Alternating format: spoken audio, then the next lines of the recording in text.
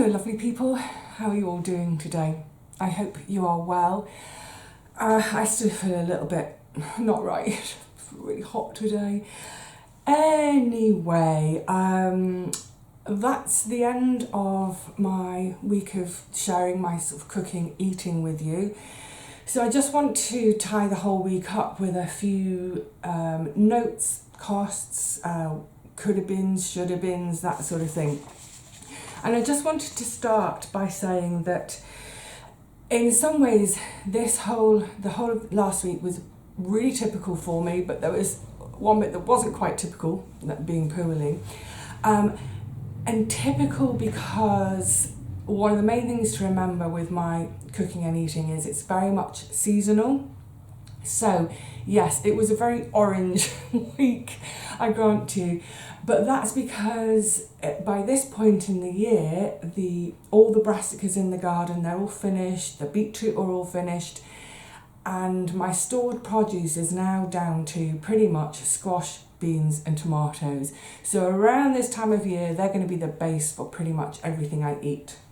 But of course, if I was doing a garden again, you know, as we progress through the next weeks, it will revert to, like I mentioned the other day, and I really want one already, goriatiki, Greek salad. So tomatoes, cucumber, onions, lovely. So yes, so this week in terms of the actual meals, there was courgette soup, leek and potato soup, squash and pearl barley soup. Main meals, some of which I had for lunches, switch it up, doesn't matter, but I had mushroom risotto, fasolada, curry, pea risotto and the sweet potato stew. Now, like I said, the types of meals, that's very normal for me for this time of year. But because I was poorly, I didn't do as much cooking as I would normally do. So bearing in mind those, in a normal week, if I hadn't been feeling quite so rubbish, I would have almost certainly cooked up one more soup, portions for the freezer, some to eat during the week, and I would have probably done something like either a carrot and lentil, because I had leftover carrots from the fasolada, or, and this is probably what I'm going to do in this coming week, do a sort of leftover carrots, the leftover squash and the leftover sweet potato and make a soup around them.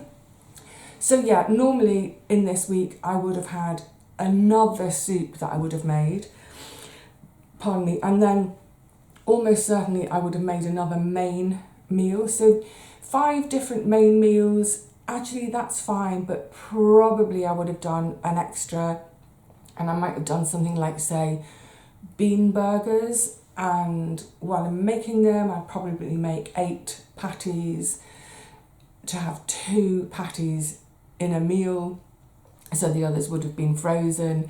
But look, that didn't happen, but that's just because I felt so lousy. So yeah, don't kind of look at this week and think there's not much variety. There was quite a bit of variety. That's 8 different meals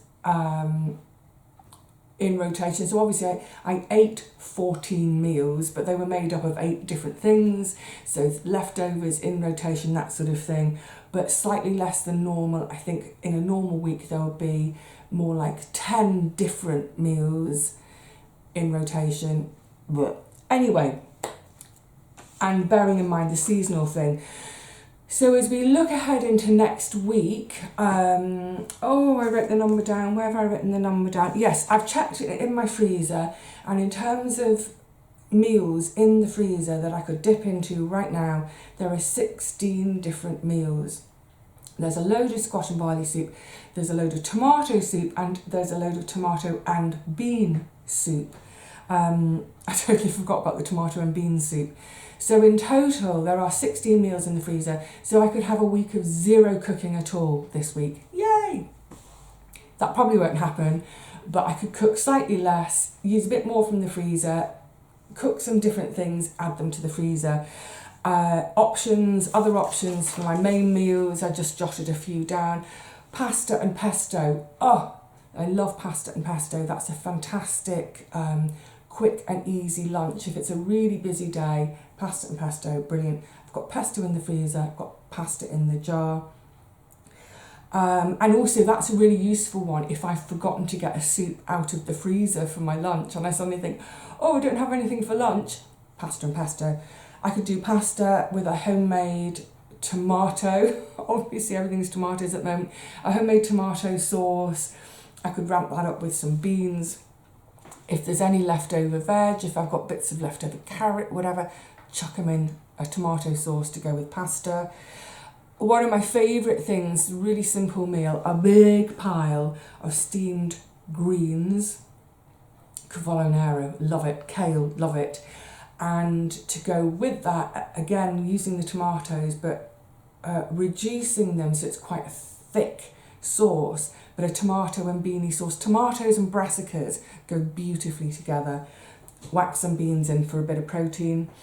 Broad beans, I've got lots of broad beans still, and one of my favourite lunches, and I was going to have it this week, hence the bread. I've still got a bit of bread in the freezer sliced up. Broad beans on toast for my lunch. So it's a broad bean kind of mash with garlic and, oh, it's absolutely gorgeous.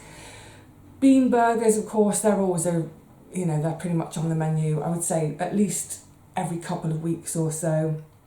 I could make a chilli, variations on risottos and curries, depending on what veg I've got, lentil dal. One thing I was thinking about, although it's an oven thing and I've been trying to avoid using the oven, but my cabbage pie, I love cabbage pie. So if I was to buy a massive head of, say, Savoy cabbage, use half of it for the cabbage pie and the other half steamed, what have you. But also if I was making a mushroom risotto, I could get a massive punnet of mushrooms, use some of them for the risotto and then the others go into the cabbage pie. If you've never tried my cabbage pie, don't turn your nose up, give it a go. It's ridiculously yummy and it's something I have regularly served over the years to my meat eater friends, and they always come back for seconds. There are never any leftovers. It always gives me the grump because I think I wanted my leftovers tomorrow. So yeah, that's some of the sort of things I could eat next week, and I'm going to come on to my shopping for next week in a minute. So this entire week of my 2 main meals a day has cost me £5.18p.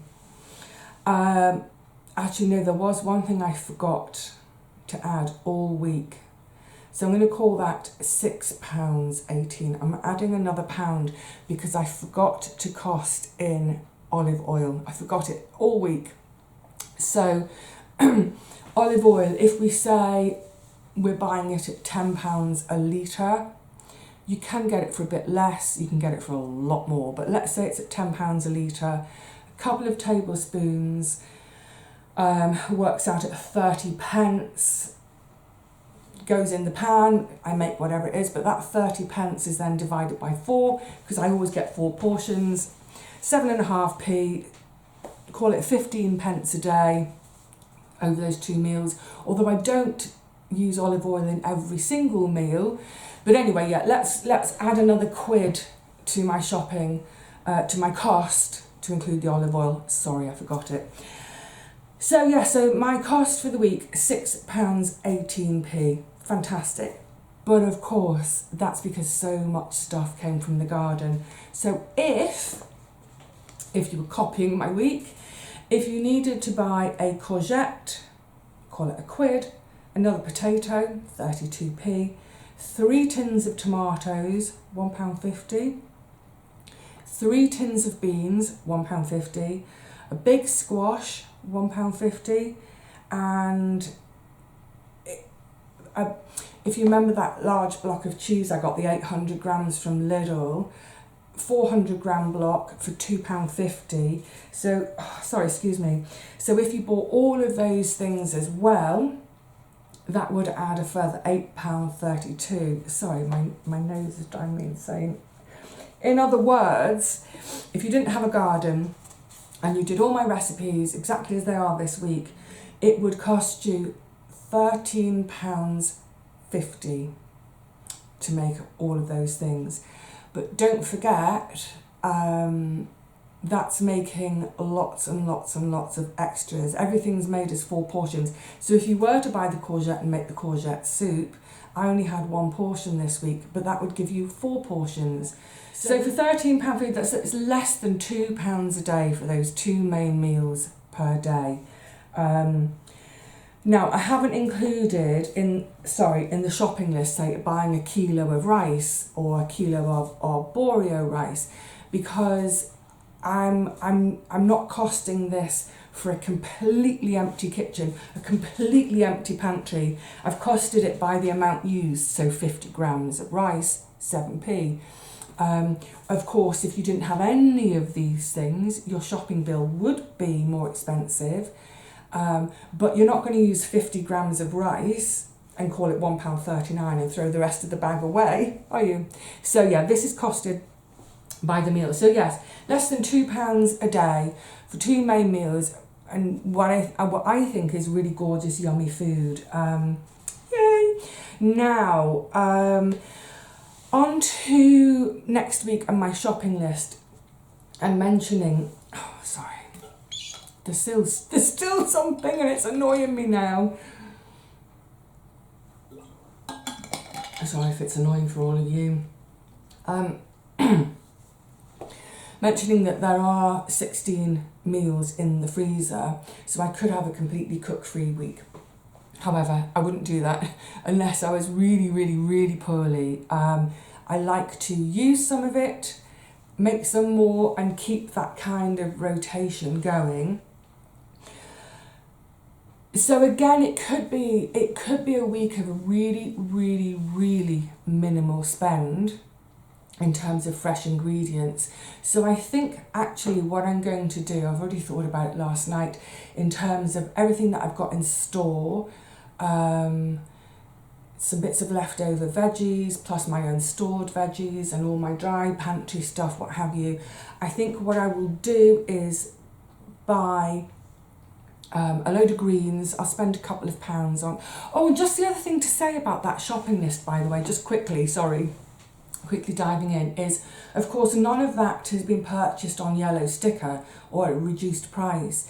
And places like Lidl and Aldi, I don't know about Aldi, I don't go there, but from what folks say, is that every week they have a selection of veg, like, is it called Super 6? I'm not sure. But they have a selection of veg marked at really silly prices, like, instead of 99p for your carrots, like 19 pence for a bag of carrots. So you could get that even lower by adjusting according to what's on offer. But anyway, so my shopping for the coming week, I need some more onions. So I'll spend about £1 on 4 or 5 onions, get a bag of onions. I really want some greens this week. So I'll spend probably a couple of quid, maybe on some kale and a head of cabbage, or maybe just on 1 massive head of cabbage or 2 cabbages, whatever it is, but a couple of quid there. So about £3 on some more fresh stuff. But then probably what I'll do, and I've bought one of the things already, just been out and bought it this morning because I need it, is think about the expensive stuff. Is this a week where I can get away with buying very little fresh ingredients because I've got enough in store to make some lovely meals? So instead of that, stock up on the expensive stuff. So I'm getting a bit low on oil. And like I said, if I can do it for around £10 for a litre, great. And then the other thing I've stocked up on is veg stock, and I've gone for one of these big ones. This dropped it. It costs £7.49, but where I get it, I get a discount for being a regular customer over the last 20 years. So it actually cost me £6.75. So it's already more economical to buy the larger one. Plus I've got my discount, so that's £6.75. So already this week for my shopping, I've spent £6.75.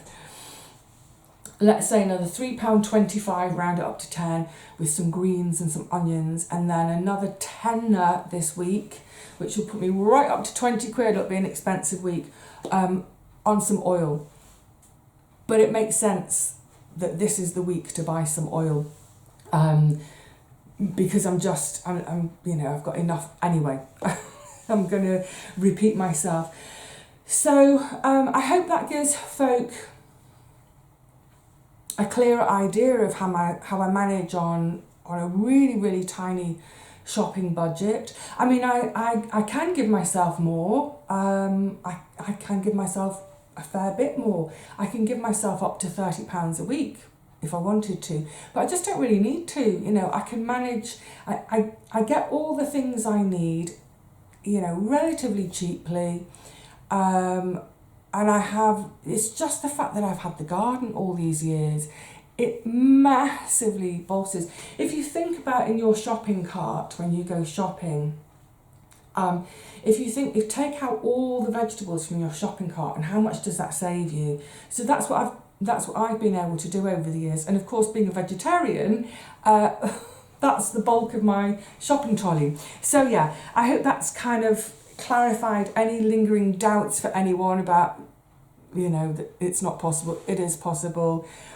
The whole week you've just seen, and I hope you'll agree, really lovely food, even though it was quite orange. All of that for just over £6. So that's less than £1 a day. It's about 80 pence, 7, 8, 56, 80, about 85 pence a day for my 2 main meals. It's brilliant, absolutely brilliant, and that's how I've managed. So of course that is going to change now as I transition into moving, and I won't have a garden this year. So this year I will be buying all my own veg. Sorry, not all my own veg. I will be buying all the veg I need for cooking. But then once I've moved and I've got a garden of my own, I don't intend to grow on the scale that I used to grow in my allotment garden, but I will be growing staples like, I mean, beans and tomatoes. They don't take up much space. You know, tomatoes can be quite expensive, so yeah, let me keep growing all my own tins of tomatoes forever and ever and ever, amen. All right, lovelies, I think that finally really is it, and yeah, I hope it's been interesting. I hope it's been illuminating. I hope it's helped folk to understand, you know, how I manage and how I'm perfectly happy and I have lovely food, and yeah, long may it continue, I hope. So I will see you all again soon. I'm not sure what's on the pin board. I might have a little chatty catch up next time. But yeah, next time I see you we won't be in the kitchen next time. We'll do something else. So yeah, until then, please look after yourselves. Happy cooking, happy experimenting in your kitchens, happy growing your own veg to really bring those food bills down if you can, if you've got a bit of space and you feel so inclined. Yeah, grow a bit of your own and save some dosh in the supermarkets. Until the next one, lovelies, cheerio.